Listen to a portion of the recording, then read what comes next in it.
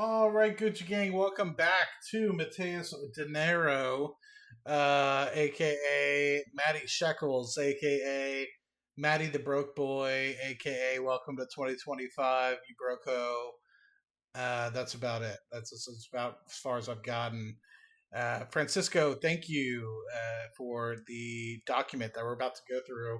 I had seen somebody post a very eloquent Twitter post, but it's basically a copy and paste of what Francisco is about to show. Francisco is a great contributor to the community. Feel free to guys reach out to him and follow him. He provides a lot of good content. He's really stepped it up over the past few months. So Francisco, thank you for sharing this with us. And really wanted to give everybody the shout out to him for providing this. But for those of you guys that may or may not know, we're getting ready for the Mars sample return for Rocket Lab. Sorry, let me take a step back. NASA is going to announce on Tuesday at 1 p.m. Eastern the results of the MSR Mars sample return proposals that were put out into space. Literally, or I guess as a joke. I don't know. I'm not good with it, guys. You got to take the dad jokes in stride. Otherwise, this channel is going to die a fiery death.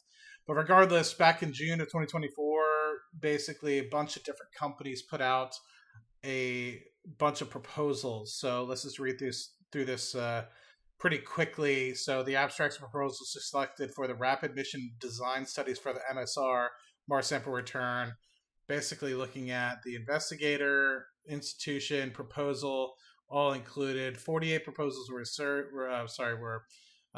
actually bid. 7 were actually selected for potential funding, and 1 additional proposal was selected in August 2024, and I believe that was Rocket Labs. So here we are with respect to what each individual people are kind of proposing. There's a lot of different things in here that you can kind of choose, but let's just see what they're kind of looking at. So the last 5 years, Rocket Lab has methodically implemented a strategy for affordable planetary science, deliver low-cost, rapid MSR mission as a vertically integrated launch. Rocket Lab has provided capabilities across all required launch vehicle disciplines, including vehicle design, production, logistics. Rocket Lab plans to return 30 samples, 29 sample tubes, and at least 1 witness tube back to Earth to meet the decadal class science objectives. Somebody can QC me in the comments there. Assuming 30 samples are available for the Perseverance rover for retrieval, the MAV is sized for at least 20 kilogram payload to provide margin against this sample goal. To maintain high science integrity and emphasize the importance of science to the mission, Rocket Lab has organized a science advisory council to support the rapid mission study and ultimately the support execution. The SAC will advise on all science issues related to the Rocket Lab MSR study team. Rocket Lab will reduce costs and schedule MSR through a simplified mission targeting a goal of $2 billion versus the $10 billion that they were expecting.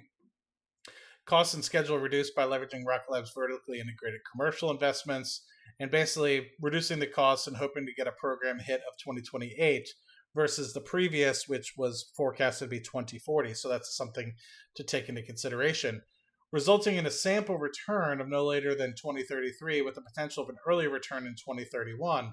So shaving off potentially 7 to 9 years. Rocket Lab will reduce the MSR by performing a single management organization as prime contractor and using commercial approaches operating under firm fixed pricing. The mission design is a 2-launch solution sized to Rocket Lab's Neutron launch vehicle, and then roughly 2 weeks apart, launch 1 sends Aero to orbit, while launch 2 sends an MLV, inclusive of an MAV, and a cruise stage on direct entry to Mars. Samples will be delivered to the MLV by Perseverance, which is the current rover that's out there, which will then be loaded in the MAV with a 7 DOF sampling arm. The MAV is sent. The ERO rendezvous with the MAV for sterilization of the samples, transferred to the EES, and followed by return to Earth. Rocket Lab has demonstrated the experience and technical capabilities aligned with the MSR and has assembled a team with the experience and skills to not only conduct a study of low-cost rapid MSR, Mars sample return, but also execute on the mission once awarded. Rocket Lab demonstrated a rapid engine development program and a high delta V, 3.2 kilometers per second. Spacecraft on NASA Capstone mission in June 2022 successfully executed multiple critical burns for Earth escape, which was critical not only for NASA as part of the Artemis program, but also critical for Rocket Lab. Rocket Lab is performing a prime contract with the US DoD, demonstrating ability to manage a large team of mission partners in Class C mission assurance.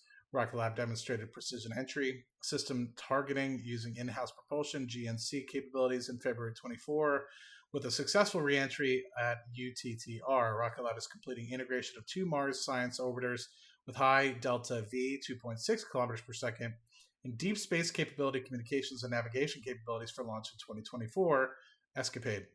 The Rocket Lab is actively disrupting planetary science with affordable approaches to delivering decadal-class planetary science with first private mission to Venus in search for organics in the cloud layer, integrating key NASA technology. Rocket Lab is gaining experience with lifelong reusability based on the Class C mission assurance to meet challenging environmental requirements like MSR with the Global Star program. And Rocket Lab's FSW will control a lunar lander flight software, will control a lunar lander to the surface of the moon, a critical enabling capability for the Mars lander vehicle. Rocket Lab will demonstrate RPO, an enabling technology for MAV rendezvous and docking operations with the ERO. So sounds pretty interesting there and seems feasible. Doesn't seem too crazy. Curious to hear what you guys' thoughts in the comment section are below, but I'm going to continue on to who else is in here. Maybe take a little bit of a quick look at who else is potentially bidding and what are they exactly bidding for. So you have Lockheed Martin, you have Blue Origin, you have Quantum Space, which I had not heard of before, but everyone's hyped up about quantum computing. I don't think they're the same thing. Aerojet, which is a L3 Harris technology company. And I believe they had Northrop Grumman, they had SpaceX in here, Whitting Hill Aerospace. So those are the 7 entries that were in here. So let's just do a quick look at what Whitting Hill Aerospace, we can go kind of bottom to top. They're looking at a rapid design single stage to orbit Mars ascent vehicle, basically using mixed oxides of nitrogen fed hybrid rocket motor. The goal of the study is to design a MAV that can deliver all 30 collected samples to Mars orbit with high TRL systems, technical readiness level systems, solutions at a lower mass than the current 2-stage solid rocket motor propelled solution. The design will be based on the data from the prior Whitting Hill Aerospace full-scale test firings of the MAV propulsion system. The design will be refined to be a multidisciplinary optimization of system arrangements, operating variables, and constraints will rapidly look across the available trade space. Less complex Mars sample return MAV, whose mass savings will yield lower sample retriever lander mass and opportunities for Earth launch vehicle cost savings. Doesn't seem like I'm wondering who came up with these small, snippets. I wonder if it's the teams themselves or if, because it looked like Rocket Labs was almost the longest. So anyway, back to SpaceX. SpaceX's Starship is designed to carry both crew and cargo to Earth orbit, the moon, Mars, and beyond. Inherent in such a system will be the ability to open Mars for science and exploration at an unprecedented scale, enabling activities on the Martian surface and the ability to return samples to Earth. Under this rapid mission design study, SpaceX will work together with NASA to evaluate a series of options for how to best leverage Starship's capabilities to jointly meet the goals set up by NASA's Mars Sample Return Program, while reducing complexity and risk, decreasing total cost to NASA, speeding high-quality science return, and enabling future science and exploration of Mars. To me, this just goes hand in hand with the fact that they probably are the best to actually get to Mars at the moment in terms of a lander. And so, and actually get humans there at first, not necessarily meaning you need human intervention to be able to get these MSRs, Mars sample return. But, to me, I think SpaceX at the moment has a pretty good, they're like, hey, we're going to Mars already. So just tag along. It's a free bus ride, right?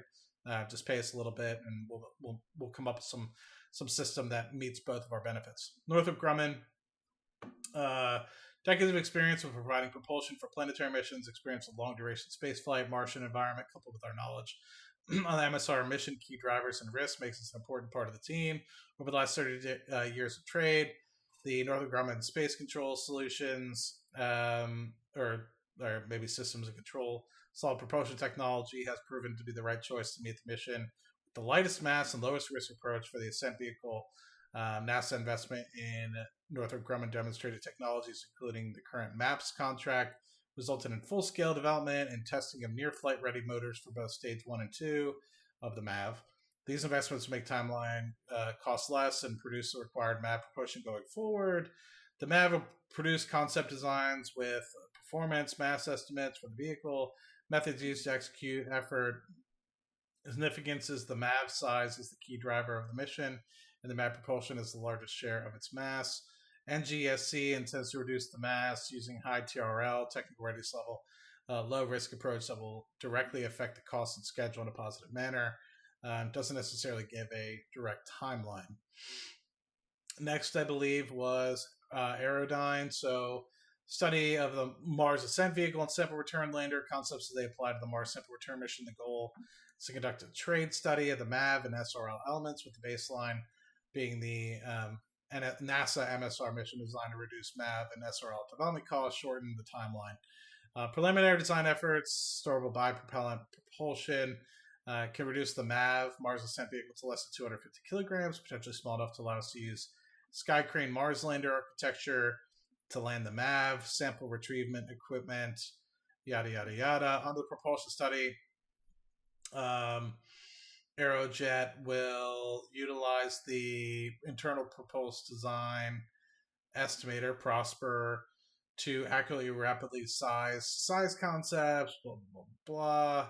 As a part of the proposal, preliminary sizing efforts to create a point of departure MAV concept that can improve metrics for mission design and stated the RFP. 2 MAV concepts have been identified to have potential to maximize mission design value: high TRL MAV, as well as a high performance MAV. The high technical readiness lab concept utilizes currently available thrusters, propulsion designs, and second stages, the operating in dual mode configurations, etc. Utilizing the current available propulsion, the high performance MAV concept utilizes optimized propulsion operating on monomethylhydrazine and mixed oxides of nitrogen. Interesting. Let's just see.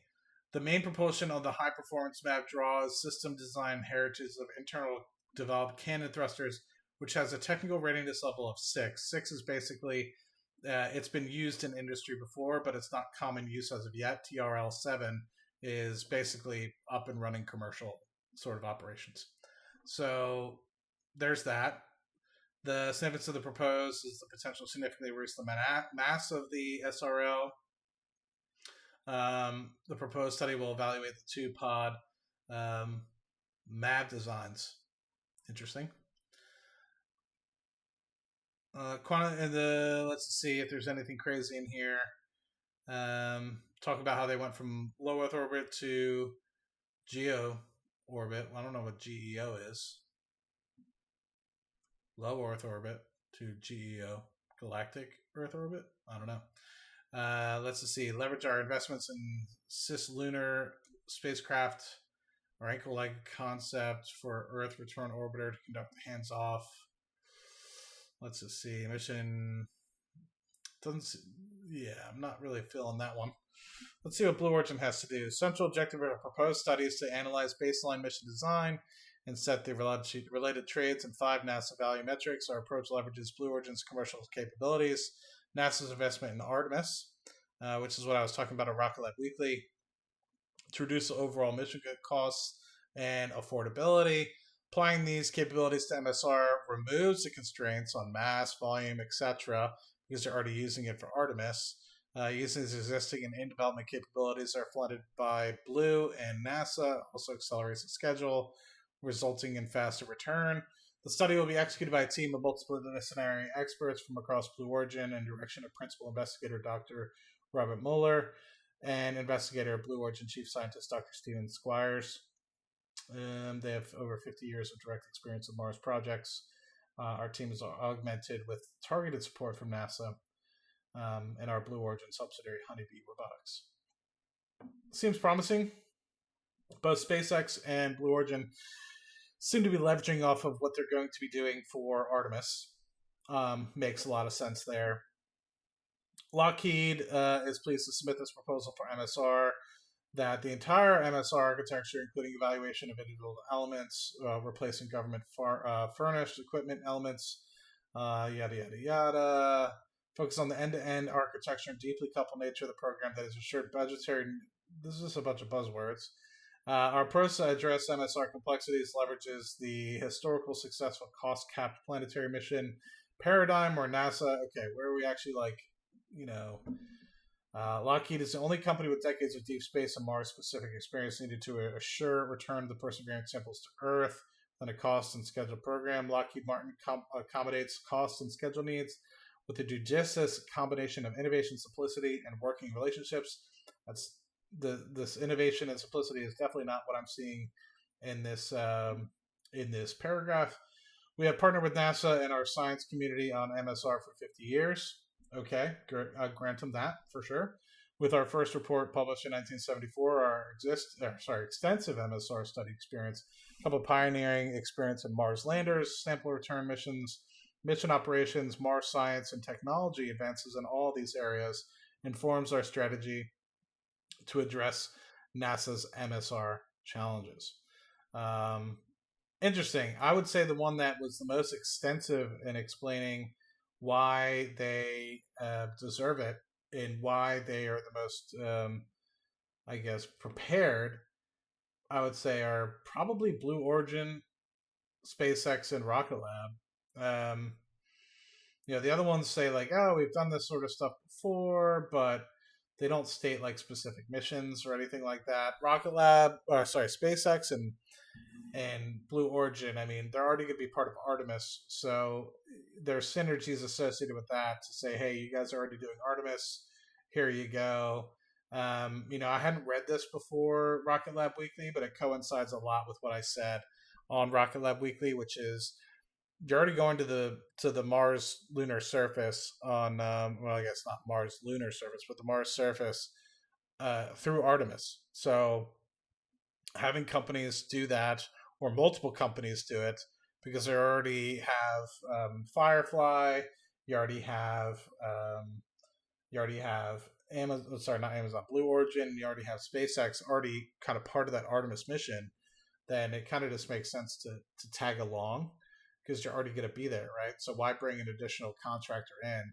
Now, of course, if some of these other companies are going to pull out, maybe I could see where Rocket Lab may fit in as a third opportunity to fit into the Artemis program that hasn't necessarily been listed as of yet.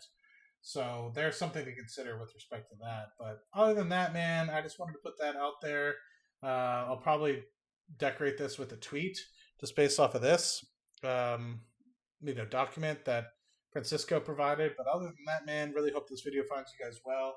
Nice 18-minute run through of what's exactly going on here. I know it didn't do it a lot of justice, but cool to see what's actually going to be discussed potentially here on Tuesday at 1 p.m. So thank you all. Cheers. Talk to you on the next one. Let me know any comments, questions in the comments, questions down below. Talk to you guys then. Cheers.